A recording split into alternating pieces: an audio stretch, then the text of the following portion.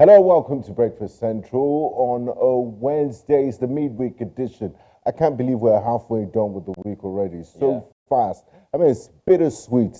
I'm excited the weekend is approaching, but at the same time, I'm kind of sad that I won't get to do this with Nigerians and all our viewers across the world. And of course, I won't get to spend time with you beautiful people. Wow, you're kind of matching. Very bright. The funny thing. You guys are wearing primary colors. Are you in primary school?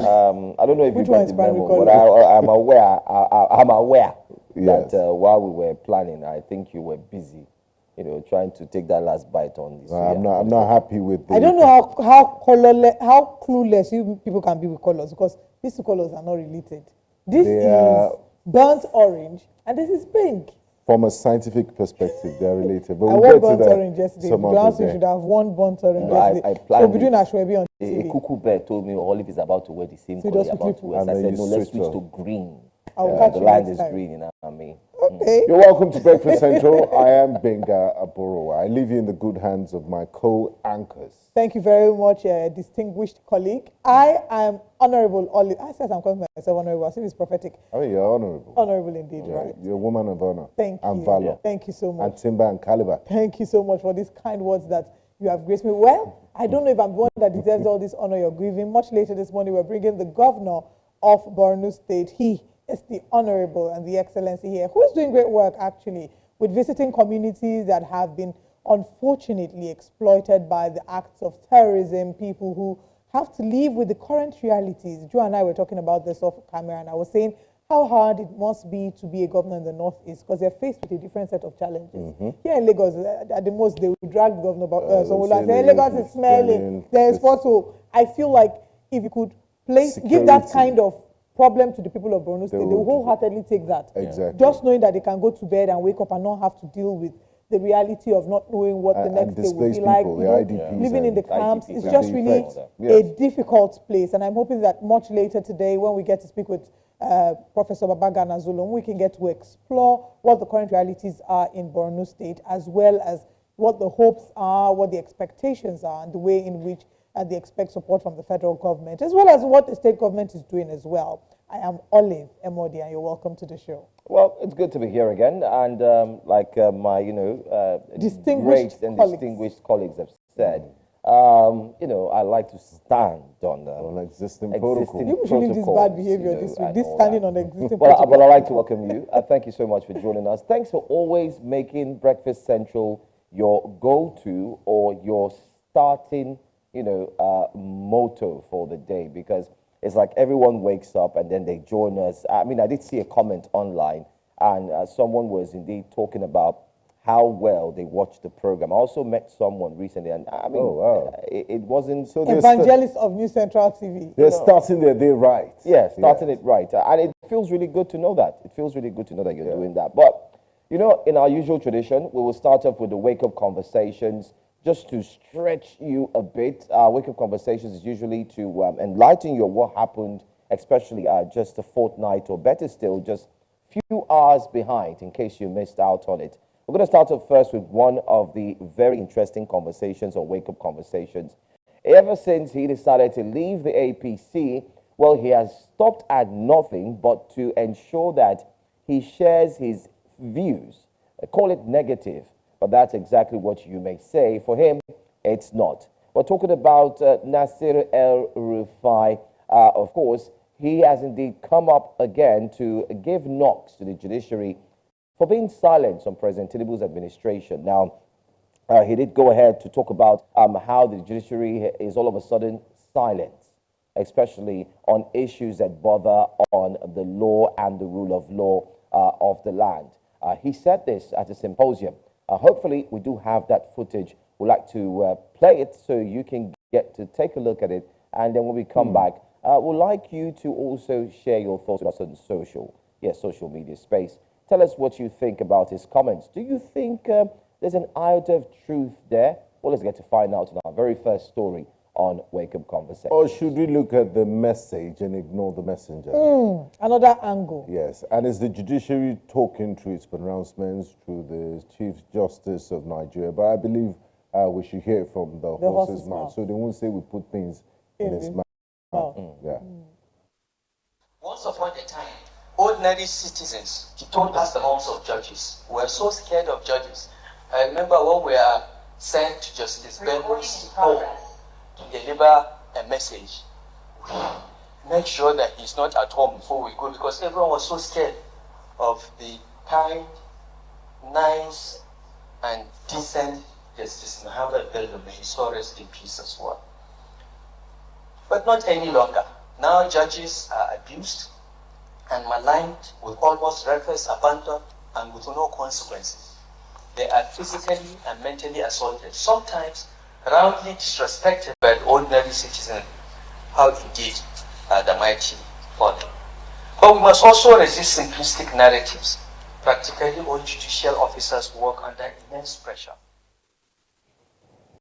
Well, there you go. He said he remembers way back sometime, everyone was so scared, of the judiciary.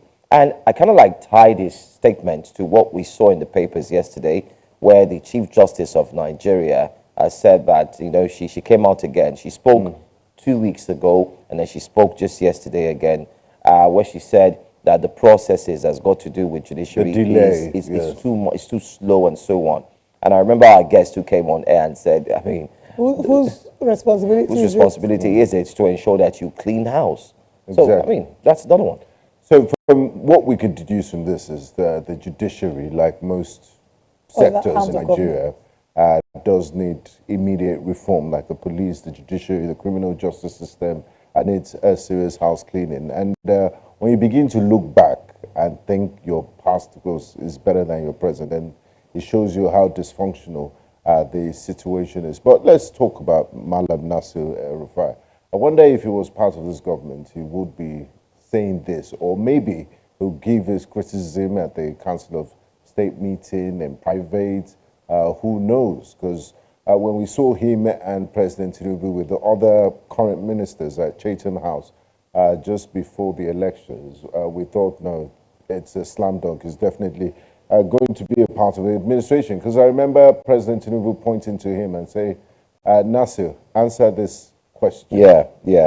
Chatham House, eh? Yes, saying one of his qualities is in delegating duties to people. So you asked me a question, why? I wish I could do that when I was writing JAM.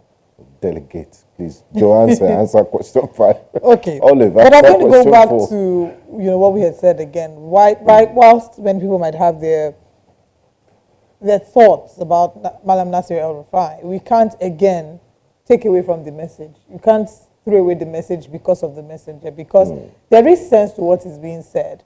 The judiciary, has been for years regarded as, that last hope of the common man, regarded as a noble profession, a noble, career path. They're the third arm of government, and they're supposed to be accorded a certain level of reverence that we unfortunately do not see these days. I know that these are sort of the conversations that come up when the Nigerian Bar Association have their conferences every year, and have they refunded the money?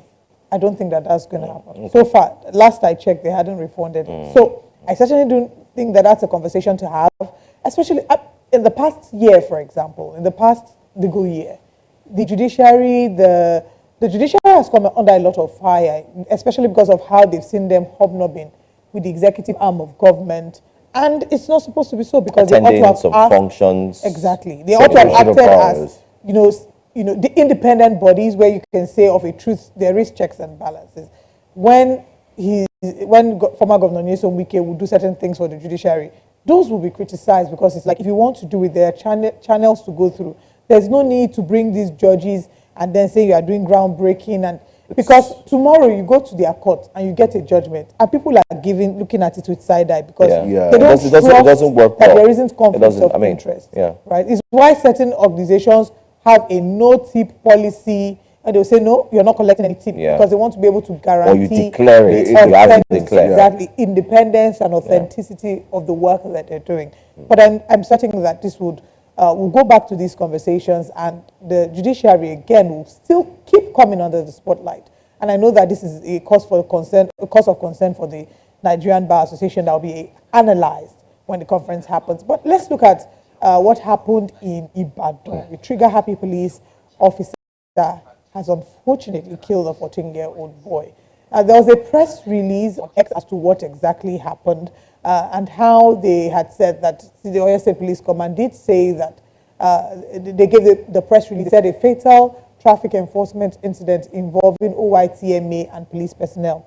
They regret to inform the general public of a tragic incident that occurred during a joint traffic enforcement operation with the Oyo State Traffic Management Authority, OYTMA, which led to the unfortunate death of Kehinde Alade, 14-year-old male, at approximately 7:45 on the 20th, that was yesterday, along the airport roundabout, Alakia Adelubi Airport Road, Gbenga local government area. An enforcement team comprising OYTMA officers and personnel of the Oyo State Police Command attempted to stop a black Honda Accord Lagos registration number FST 639JJ, driven by one Odunayo Alade, who is a male. He's the father of the deceased young male who was found to be driving against traffic one way. And there were several other statements that were made in the press release regarding this as well. And there was, of course, a video to match it. This was the video of them allegedly trying to apprehend the deceased 14-year-old, the deceased father, for following one way. But then again, the question is, does this solve or answer for why a 14-year-old boy was killed? How do you enforce a traffic offense? By shooting.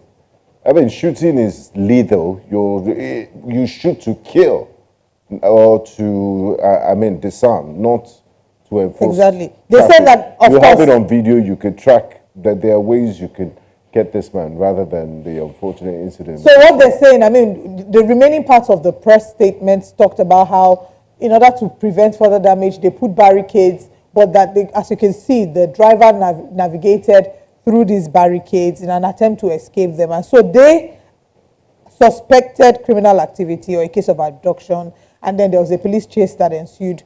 And in an attempt to immobilize the vehicle, a police corporal discharged firearm aimed at the tires. Tragically, the bullet missed and hit Kehinde, the 14-year-old boy, in the rear seat behind the driver. He was immediately rushed to University College Hospital, where he was confirmed dead on arrival.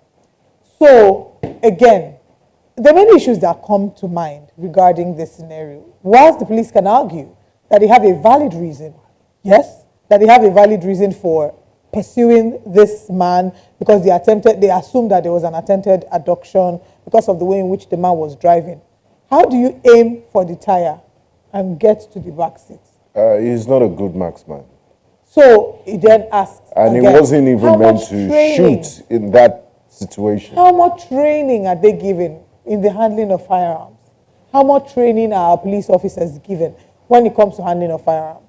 This is not the first time that we've seen the anger, public anger and outcry against the police, inappropriate use of force. Was the use of force commensurate to the action that occurred? You thought he was escaping. Okay, continue with the manhunt. Call for support. When we watch other police officers, the way we see them handle situations like this. Chase, even with helicopters. Yeah, they the way we do have helicopters. end up killing people. Anyway. They don't end up killing people. It's really, really sad. And life has no substitute, unfortunately. There's nothing nothing will amount to justice in that scenario because justice will not raise this boy, the 14-year-old boy that has died. He's lost his life. So is there a protocol, which is what we talked about at the time when we had David Gbenga join us? What are the rules of engagement? At what point should you let out, at what point should you use your firearm? Yeah. Is that the fact that the father was trying to escape? And we know in typical Nigerian fashion, the reason why a number of people want to escape is because when you're being accosted, and that's not a good enough excuse, but when you're being accosted by, the traffic enforcement agents or the police force, there are fears of you being thoroughly extorted. So many of them want to avoid this, and they think to themselves, better for me to spoil my bumper than for my car to end there, because with bumper I can use maybe like 80,000. They hardly ever correct you and say, you're not meant to do it. Next time, don't do this. Go away. No. Well, the truth is, one time. No matter how you look at the case, it's a tough one. It's a tough one. Don't forget that currently, Nigeria is bedeviled with insecurity issues. Yes. I mean, while looking through that video, and then I saw the boy lying down helpless, I kept thinking, so we may, put the blame, may decide to put the blame on the police, but there's also a case of equally ensuring that the father is also to be blamed. Now, I'm sure when they get to the court of jurisdiction, there's going to be a whole lot that the father may end up also being jailed, but let's leave that aside. There might be cases of negligence to an extent, because first of all, apart from negligence, you've broken the, you drove one way. There's an attempted case. He would have killed one of the officers. Look at the way he drove. But you see, when we start to list all of these issues, it's good that we also let Nigerians know that, see, it's not a one-way or one-sided case, because we did hear that there was about to be a protest yesterday. People were about to come up and head to hit the streets. They took the boys' cops to the governor's office. Of course, protest, yeah. And the governor came out. I mean, he said the whole state is mourning. But like I said, from looking at it holistically, possibly using a bird eyes view, if you choose to call it that way, you see that it's not just an easy case to handle. One, the corporal who did use the gun is also going to have to answer for taking a life. Were there other options? Were there alternative options? I also asked myself, now this man was seen driving one way. Back to what I had started saying initially, there are serious cases of insecurity. I looked at the car. He's driving a tinted vehicle. So you can't really tell who is inside of that car. And that is no excuse, by the way, for the police to have shot at the car. But then again, they said he was trying to immobilize the car by shooting at the tire, and some way, somehow, the bullet didn't meet the tire, but met the boy at the back seat. We do have videos, but they are gory for you to see. Another excuse that the father might present is that they were on their way to write. He was on his way to write his wife exam. Okay, should you take one way? No, you shouldn't, right? But a life has been lost. So see, and then it is better that 100 guilty men go scot-free than for one innocent man to be affected. An innocent person here, in the case of this child, his life has been taken. And then this happened in Oyo. So, I mean, there are multiple factors and layers. That's what I'm saying. Like Joe said. You can't just but paint at it the end of the day, we are having this discussion because an untrained policeman decided to use his firearm in a situation where he shouldn't have.